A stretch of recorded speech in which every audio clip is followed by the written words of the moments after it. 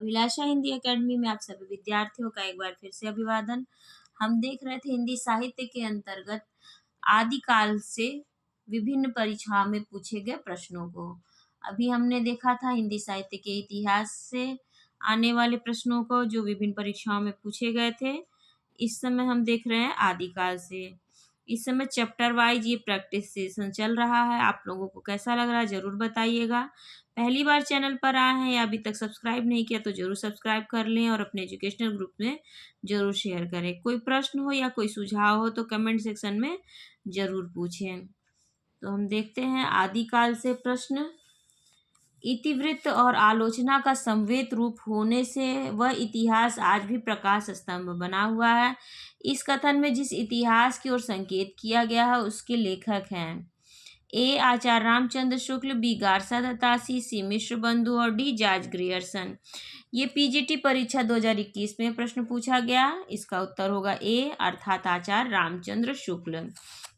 उपर्युक्त कथन विजेंद्र स्नातक का है जो आचार्य रामचंद्र के हिंदी साहित्य के इतिहास ग्रंथ के संदर्भ में कहा गया है। शुक्ल जी ने हिंदी साहित्य के इतिहास को सर्वप्रथम वैज्ञानिक ढंग से विधेयवादी पद्धति के द्वारा लिखा है। दूसरा प्रश्न, किस विद्वान ने हिंदी साहित्य के प्रारंभिक काल को वीर गाथा काल नाम दिया है? ए जॉर्ज ग्रियर्सन ने, बी आचार्य रामचंद्र शुक्ल ने, सी डॉक्टर राहुल सांकृत्यायन ने और डी डॉक्टर रामकुमार वर्मा ने। ये पीजीटी परीक्षा 2005 में पूछा गया। हिंदी साहित्य के प्रारंभिक काल को वीर गाथा काल नाम आचार्य रामचंद्र शुक्ल ने दिया है। हिंदी साहित्य के विभिन्न विद्वानों ने प्रारंभिक काल का भिन्न भिन्न नामों से वर्गीकरण किया जो इस प्रकार है। जॉर्ज ग्रियर्सन चारण काल, मिश्र बंधु आरंभिक काल, गणपति चंद्र गुप्त प्रारंभिक काल, आचार्य रामचंद्र शुक्ल वीरगाथा काल, राहुल सांकृत्यायन सिद्ध सामंत युग, महावीर प्रसाद द्विवेदी बीजवपन काल, विश्वनाथ प्रसाद मिश्र वीरकाल, हजारी प्रसाद द्विवेदी आदिकाल, डॉक्टर रामकुमार वर्मा चारण काल तथा संधि काल और डॉक्टर मोहन अवस्थी आधार काल।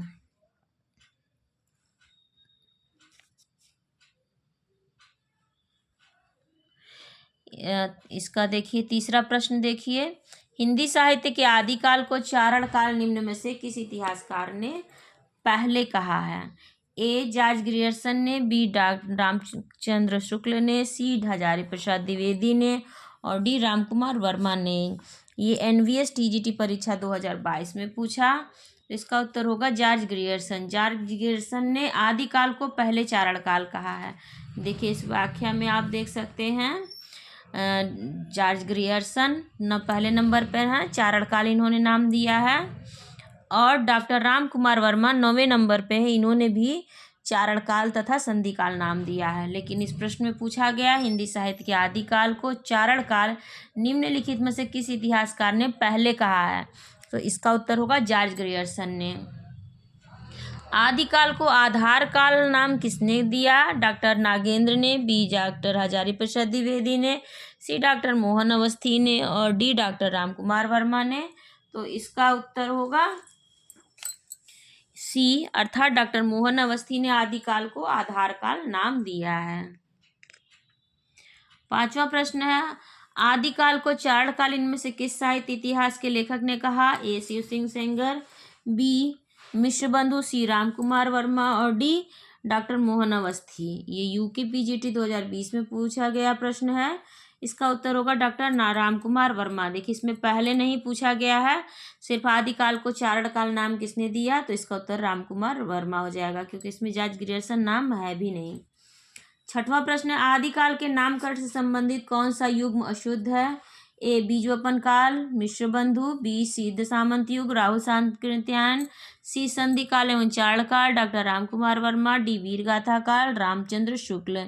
ये आश्रम पद्धति प्रवक्ता परीक्षा 2009 में पूछा गया प्रश्न है और इसका उत्तर होगा ए आदिकाल के नामकरण से संबंधित बीजवपन काल मिश्र बंधु ने नहीं दिया है बल्कि बीजवपन काल महावीर प्रसाद द्विवेदी का दिया हुआ नाम है। सातवां प्रश्न है, हिंदी साहित्य के प्रथम काल को वीर काल किसने कहा है? ए मिश्र बंधु, बी राहुल सांकृत्यायन, सी विश्वनाथ प्रसाद मिश्र और डी डॉक्टर रामकुमार वर्मा। तो वीर काल कहने वाले हैं विश्वनाथ प्रसाद मिश्र जी। अर्थात ऑप्शन सी सही है। हिंदी के प्रारंभिक काल को वीर गाथा काल का नाम किसने दिया? ए आचार्य रामचंद्र शुक्ल, बी हजारी प्रसाद द्विवेदी, सी राव सांकृत्यायन और डी मिश्र बंधु। ये टीजीटी परीक्षा 2009 में पूछा हुआ प्रश्न है। इसका उत्तर होगा ए। हिंदी के प्रारंभिक काल को वीरगाथा काल नाम देने वाले हैं आचार्य रामचंद्र शुक्ल। नवा प्रश्न है, आदिकाल को वीरगाथा काल किसने कहा? इसका उत्तर भी हो जाएगा रामचंद्र शुक्ल हो जाएगा। पूरा प्रश्न पढ़ने की आवश्यकता नहीं है। 10वां प्रश्न, हिंदी साहित्य के आदिकाल के लिए सिद्ध सामंत युग नाम इनके द्वारा दिया गया। ए आचार्य रामचंद्र शुक्ल, बी डॉक्टर रमाशंकर शुक्ल प्रसाद, सी शिव प्रसाद मिश्र, डी राहुल सांकृत्यायन। ये प्रश्न देखिए कितनी बार पूछा गया। आश्रम पद्धति प्रवक्ता परीक्षा 2009, पीजीटी परीक्षा 2004, जीआईसी प्रवक्ता परीक्षा 2017 और टीजीटी परीक्षा 2001। इसका उत्तर होगा डी। राहुल सांकृत्यायन ने आदिकाल को सिद्ध सामंत काल नाम दिया है। 11वां प्रश्न, आदिकाल को बीजवपन काल नाम किसने दिया है? तो आचार्य महावीर प्रसाद द्विवेदी ने आदिकाल को बीजवपन काल नाम दिया है। हिंदी साहित्य के प्रथम काल को आदिकाल नाम किसने दिया? प्रथम काल को आदिकाल रामचंद्र शुक्ल ने, बी हजारी प्रसाद द्विवेदी ने, सी राव सांकृत्यायन ने या डी वासुदेव शरण अग्रवाल ने। टीजीटी पुनर्परीक्षा 2004 में पूछा गया। इसका उत्तर होगा बी हजारी प्रसाद द्विवेदी ने हिंदी साहित्य के प्रथम काल को आदिकाल नाम दिया है। आचार्य हजारी प्रसाद द्विवेदी ने अपने ग्रंथ हिंदी साहित्य का उद्भव और विकास में हिंदी साहित्य के प्रथम काल को आदिकाल नाम दिया है। 13वां प्रश्न, हिंदी साहित्य के प्रारंभिक काल का आदिकाल नामकरण किसने किया? A George Grierson, B Ram Kumar Varma, C Acharya Hazari Prasad Dwivedi, D उपर्युक्त में से एक से अधिक या ई उपर्युक्त में से कोई नहीं। ये बीपीएससी पीजीटी परीक्षा दिसंबर 2023 में पूछा गया। इसका उत्तर होगा सी। प्रारंभिक काल का नाम आदिकाल आचार्य हजारी प्रसाद द्विवेदी ने दिया है। 14वां प्रश्न, आदिकाल को आदिकाल नाम किसने दिया? राम कुमार वर्मा, बी हजारी प्रसाद द्विवेदी, श्री रामचंद्र शुक्ल, डी उपर्युक्त में से एक से अधिक और डी उपर्युक्त में से कोई नहीं। ये भी बीपीएससी पीजीटी परीक्षा 2023 में पूछा गया। तो आदिकाल को आदिकाल नाम देने वाले आचार्य हजारी प्रसाद द्विवेदी हैं। 15वां प्रश्न, निम्नलिखित में से कौन सा नाम आदिकाल का नहीं है? ए वीरकाल, बी गद्यकाल, सी चारण काल और डी सिद्ध सामंत युग। पीजीटी परीक्षा 2021 में पूछा हुआ प्रश्न है। तो आदिकाल का नाम गद्यकाल नहीं है। आदिकाल को वीरगाथा काल, चारण काल, सिद्ध सामंत काल, सिद्ध सामंत युग, वीरकाल, आरंभिक काल, प्रारंभिक काल इत्यादि नामों से अभिहित किया जाता है, जबकि गद्यकाल आधुनिक काल को कहा गया है। 16वां प्रश्न, आदिकाल को प्रारंभिक काल नाम किसने दिया? ये तारांकित प्रश्न है। डॉक्टर ग्रियर्सन ने, मिश्र बंधु ने, महावीर प्रसाद द्विवेदी ने या हजारी प्रसाद द्विवेदी ने। ये टीजीटी परीक्षा 2013 में पूछा गया प्रश्न है। इसका उत्तर डॉक्टर गणपति चंद्र गुप्त ने अपने हिंदी साहित्य इतिहास ग्रंथ हिंदी साहित्य का वैज्ञानिक इतिहास में आदिकाल को प्रारंभिक काल नाम दिया है। उत्तर प्रदेश माध्यमिक शिक्षा चयन बोर्ड ने अपनी प्रारंभिक उत्तर कुंजी में इस प्रश्न का उत्तर विकल्प बी दिया था, किंतु संशोधित उत्तर कुंजी में इस प्रश्न को उपयुक्त विकल्प न होने के कारण बाहर कर दिया गया। मिश्र बंधु ने आदिकाल का नाम आरंभिक काल दिया है, यानी प्रारंभिक काल नाम आदिकाल का डॉक्टर गणपति चंद्र गुप्त ने दिया है। 17वां प्रश्न, हिंदी साहित्य का वैज्ञानिक इतिहास के लेखक हैं? ए नामवर सिंह, बी रामस्वरूप चतुर्वेदी, सी राम कुमार वर्मा या डी गणपति चंद्र गुप्त। यूके पीजीटी 2020 में पूछा गया प्रश्न है। हिंदी साहित्य का वैज्ञानिक इतिहास के लेखक हैं डॉक्टर गणपति चंद्र गुप्त। 18वां प्रश्न, गोरखनाथ का समय 11वीं सदी है, मान्यता किस विद्वान की है? ए राहुल सांकृत्यायन, बी हजारी प्रसाद द्विवेदी, सी डॉक्टर रामचंद्र शुक्ल और डी पीताम्बर दत्त बड़थवाल। उत्तर प्रदेश 50वीं असिस्टेंट प्रोफेसर परीक्षा 2021 का प्रश्न है। इसका उत्तर होगा डी। डॉक्टर पीताम्बर दत्त बड़थवाल ने गोरखनाथ का समय 11वीं सदी माना है। डॉक्टर पीताम्बर दत्त बड़थवाल ने गोरखनाथ का समय 11वीं सदी मानते हैं। राहुल सांकृत्यायन ने गोरखनाथ का समय 845 ईस्वी माना है, जबकि रामकुमार वर्मा ने 13वीं सदी मानते हैं। हजारी प्रसाद द्विवेदी 9वीं सदी मानते हैं। पीताम्बर दत्त बड़थवाल ने गोरखनाथ के ग्रंथों का संपादन गोरखवाणी शीर्षक से किया है। 19वां प्रश्न, सूची 1 का मिलान सूची 2 से कीजिए और दिए गए कूट से सही उत्तर का चयन कीजिए। सूची 1 है इतिहासकार दिया हुआ, सूची 2 में नामकरण किया गया है। हम सीधे इसकी सही सुमेलन इस प्रकार है: आचार्य रामचंद्र शुक्ल वीरगाथा काल, आचार्य हजारी प्रसाद द्विवेदी आदिकाल, राहुल सांकृत्यायन सिद्ध सामंत युग और माँ विश्वबंधु आरंभिक काल, और प्रारंभिक काल गणपति चंद्रगुप्त। 20वां प्रश्न है: इनमें से किस साहित्य इतिहासकार ने अपने इतिहास ग्रंथ में हिंदी गद्य के साहित्य को गद्य का आविर्भाव, गद्य का प्रवर्तन, गद्य का प्रसार और गद्य की वर्तमान गति नामक खंडों में विभक्त करके विवेचित किया है? ए बच्चन सिंह, बी शिव सिंह सेंगर, सी रामचंद्र शुक्ल और डी रमाशंकर शुक्र रसाल। ये GIC प्रवक्ता परीक्षा 2017 में पूछा गया प्रश्न है। आचार्य रामचंद्र शुक्ल ने अपने इतिहास ग्रंथ में हिंदी के गद्य साहित्य को इस प्रकार विभक्त किया है: गद्य का आविर्भाव, आचार्य रामचंद्र शुक्ल ने विक्रमी संवत 1900 से 1925। दूसरा, आधुनिक गद्य साहित्य की परंपरा का प्रवर्तन, प्रथम उत्थान संवत विक्रमी संवत 1925 से 50। तीसवां, गद्य साहित्य का प्रसार, द्वितीय उत्थान विक्रमी संवत 1950 से 1975। चौथा, गद्य साहित्य की वर्तमान गति, तृतीय उत्थान विक्रमी संवत 1975 से आज तक। 21वां प्रश्न, डॉक्टर राम कुमार वर्मा ने हिंदी साहित्य का आरंभ कब से माना है? ए 693 ईस्वी, बी 700 ईस्वी, सी 1050 ईस्वी और डी 1000 ईस्वी। NVS TGT परीक्षा 2010 में पूछा गया।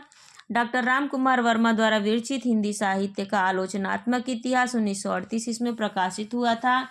इसमें उन्होंने एक विशेष कालखंड 693 से 1693 तक रचित हिंदी साहित्य का विवेचन किया है। विवेच्य ग्रंथ 7 प्रकरणों में संधि काल, चारण काल, भक्ति काल की अनुक्रमणिका, भक्ति काल, प्रेम काव्य, प्राम काव्य तथा कृष्ण काव्य में विभाजित है। अतः इस आधार पर डॉक्टर राम कुमार वर्मा हिंदी साहित्य का आरंभ 693 इससे मानते हैं। 22वां प्रश्न है: बौद्ध धर्म से जुड़े हुए साहित्य की भाषा है? ए लौकिक संस्कृत, बी वैदिक संस्कृत, सी प्राकृत, डी पाली। इसका उत्तर होगा डी। प्राकृत भाषा के विविध रूप हैं, उनमें पाली प्राकृत का संबंध बौद्ध धर्म के ग्रंथों से है और अर्धमागधी का संबंध जैन धर्म के ग्रंथों से। जहाँ जहाँ बौद्ध धर्म का प्रचार हुआ वहाँ वहाँ पाली भाषा पहुँची है, और जैन धर्म के साथ अर्धमागधी प्राकृत भाषा को साहित्यिक महत्वपूर्ण की तुलना में पश्चिम से अधिक प्राप्त हुआ है, और उसमें भी विशेष रूप से महाराष्ट्रीय प्राकृत का प्रधान रूप है। 23वां प्रश्न, निम्नांकित में से अपभ्रंश प्रभावित हिंदी रचना कौन सी है? ए खुमाड़ रास हो, बी ढोला मारूरा दुहा, सी भारतेश्वर बाहुबली रास और डी जयमंग जसचंद्रिका। PGT परीक्षा 2004 का प्रश्न है ये। इसका उत्तर होगा सी, यानी निम्नांकित में से अपभ्रंश प्रभावित हिंदी रचना है भारतेश्वर बाहुबली रास। अपभ्रंश में रास नामक पहली सरस्कृति भारतेश्वर बाहुबली रास 1184 है। मुनि जिन विजय ने इस ग्रंथ को जैन साहित्य की रास परंपरा का प्रथम ग्रंथ माना है। इसकी रचना शालिभद्र सूरि ने की थी। शालिभद्र सूरि ने पंच पांडव रचित रास की भी रचना की। खुमाड़ रासों के 43 छंद प्राप्त हैं। ढोला मारूरा दुहा के कवि कल्लोल हैं। ढोला मारूरा दुहा अपने मूल रूप में उपलब्ध नहीं है, ये लोक काव्य दोहाबद्ध था और मौखिक परंपरा में सुना गया जाता था। 24वां प्रश्न, अपभ्रंश प्रभावित हिंदी रचना कौन सी है? ए भरतेश्वर बाहुबली रास, बी चंदन बाला रास, सी नेमिनाथ रास और डी वसंत विलास। NVS प्रवक्ता परीक्षा 2014 में पूछा गया प्रश्न है। इसका उत्तर होगा ए, अपभ्रंश प्रभावित हिंदी रचना है भारतेश्वर बाहुबली रास। 25वां प्रश्न, शालिभद्र सूरि की रचना का नाम है? ए नेमिनाथ रास, बी भारतेश्वर बाहुबली रास, सी सुमतिगढ़ी रास और डी जयमंग जसचंद्रिका। TGT परीक्षा 2013 में इसका उत्तर होगा बी, शालिभद्र सूरि की रचना का नाम है भारतेश्वर बाहुबली रास। 26वां प्रश्न, पंच पांडव चरित रास के रचयिता हैं? ए शालिभद्र सूरि, बी आसगु, सी नरपतिनाल और डी दलपति विजय। GIC प्रवक्ता परीक्षा 2015 का प्रश्न है। इसका उत्तर होगा ए, यानी कि शालिभद्र सूरि। पंच पांडव चरित रास के रचयिता शालिभद्र सूरि हैं। 27वां प्रश्न है, 11वीं शताब्दी में रचित लोक भाषा काव्य है? ए जयमंग जसचंद्रिका, बी उक्ति व्यक्ति प्रकरण, सी राउलवेल और डी ढोला मारूरा दुहा। ये NVS प्रवक्ता परीक्षा 2014 में पूछा गया। इसका उत्तर होगा डी, अर्थात ढोला मारूरा दोहा। ढोला मारूरा दोहा 11वीं सदी में रचित एक लोक भाषा काव्य है। दोहा घड़ा पुराणा आछई पंक्ति इसकी प्राचीनता की ओर संकेत करती है। मूलतः दोहों में रचित इस लोक काव्य को 17वीं शताब्दी में कुशल राय वाचक ने कुछ चौपाइयाँ जोड़कर विस्तार किया। अब मैं इस आदिकाल के इस प्रश्न श्रृंखला को यहाँ पर रोकती हूँ। इसके आगे 28वें प्रश्न से इसके अगले भाग में वीडियो बनेगी। तब तक पहली बार चैनल पर आए हैं या अभी तक सब्सक्राइब नहीं किया तो ज़रूर सब्सक्राइब कर लीजिए। कोई प्रश्न हो या कोई सुझाव हो तो कमेंट सेक्शन में ज़रूर दें। आप मुझे मेरे एफबी पेज पे भी फॉलो कर सकते हैं और मुझे मेरे टेलीग्राम से भी जुड़ सकते हैं। उसकी लिंक आपको डिस्क्रिप्शन में मिल जाएगी। और आप सभी का बहुत बहुत धन्यवाद।